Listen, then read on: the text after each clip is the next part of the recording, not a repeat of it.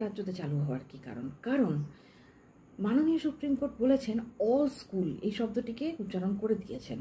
তার অর্থ এই যেখানে চালু হয়ে যাবে। দেখুন, রাজস্থান গভর্নমেন্টও এরকম একটা কেস হয়েছিল যেখানে ডিএলএড এবং বিএডরা কি প্রাইমারিতে বসবেন না এই নিয়ে একটা অশান্তি হয়েছিল এবং তারপরে সেই নিয়ম সারা ভারতে কার্যকর হয়েছিল।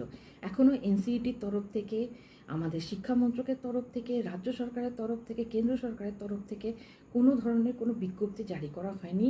এবার যদি কেউ স্ব-উদ্যোগে সুপ্রিম কোর্টে পৌঁছন এবং সুপ্রিম কোর্ট যদি এই ধরনের রায় দান করেন, তার ফলে কি হবে না, সকল স্টেটের ক্ষেত্রে এটি কার্যকর হয়ে যাবে সকল শিক্ষকদের জন্য। তাহলে কি এখানে ভয় পাওয়ার ব্যাপার আছে? দেখুন, ভয় পাওয়া না পাওয়ার কথাটা হচ্ছে না। এসএলএসটি যারা পরীক্ষা দিচ্ছেন তাদের সাথে কি হলো দেখলেন তো?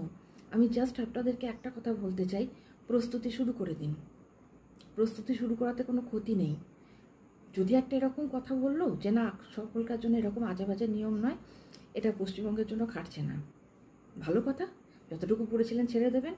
এই যে এসএলএসটির যারা পরীক্ষায় বসছেন, যারা আর কি চাকরি বাতিল হয়ে যাওয়ার কারণে, তারা বলছেন যে বহুকাল আমাদের পড়াশোনা থেকে ডিটাচ। বাকিরা তো হাসছেন শুনে। তোমরা কি পড়ালে এতদিন ধরে স্কুলে? তোমরা কি করে বলছো তোমরা ডিটাচ? এই ধরনের কথা বলবেন না। আপনারা শিক্ষক, শিক্ষকতায় রয়েছেন, আপনাদের একটা ভাবমূর্তি রয়েছে, সেটাকে বজায় রাখার জন্য তো কিছু তো করতে হবে, তার সাথে চাকরিও বজায় রাখতে হবে। এবার আমি আপনাদেরকে বলে দিচ্ছি কি বলা হয়েছে। সারা দেশে শিক্ষকদের জন্য বড় রায় দিয়েছে সুপ্রিম কোর্ট। আদালত নির্দেশ দিয়েছে যে এখন থেকে সকল শিক্ষককে চাকরিতে টিকে থাকতে পদোন্নতির জন্য টেট পাস করতে হবে। যেসব শিক্ষকদের 5 বছরের বেশি চাকরি বাকি আছে তাদের টেট পাস করতে হবে। যদি তা না করা হয় তাহলে তাদের পদত্যাগ করতে হবে অথবা বাধ্যতামূলক অবসর নিতে হবে। তবে যে শিক্ষকদের কেবল 5 বছর চাকরি অবশিষ্ট তাদের এই নির্দেশের বাইরে রাখা হয়েছে।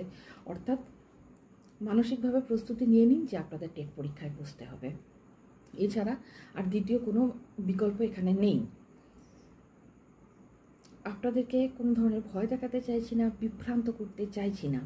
এই মুহূর্তে কিন্তু কোনো সরকারের তরফ থেকে কোনো ধরনের কোনো নোটিফিকেশান আসেনি বা নিয়ম চালু হয়নি। তারপরেও প্রস্তুতিটা নিতে শুরু করে দিন, কারণ সময় থাকতে জেগে ওঠাই খুব ভালো আমার পক্ষে, মানে আমার কাছে মনে হয় সেটাই ভালো হবে। আমি আমার চ্যানেলে নিয়মিত চাকরি পরীক্ষা সংক্রান্ত আপডেট দিতে থাকি এবং বিভিন্ন পরীক্ষা প্রস্তুতি দিতে থাকি। আমি টেট পরীক্ষারও যাতে আপনাদের সুবিধার্থে আমি এই সপ্তাহ থেকেই চেষ্টা করব যাতে টেট পরীক্ষার প্রিপারেশন শুরু করে দেওয়া যায়। দেখা হচ্ছে পরের ভিডিওতে। ভালো থাকবেন, চ্যানেল সাবস্ক্রাইব করবেন নতুন নতুন আপডেট পাওয়ার জন্য। ধন্যবাদ, নমস্কার।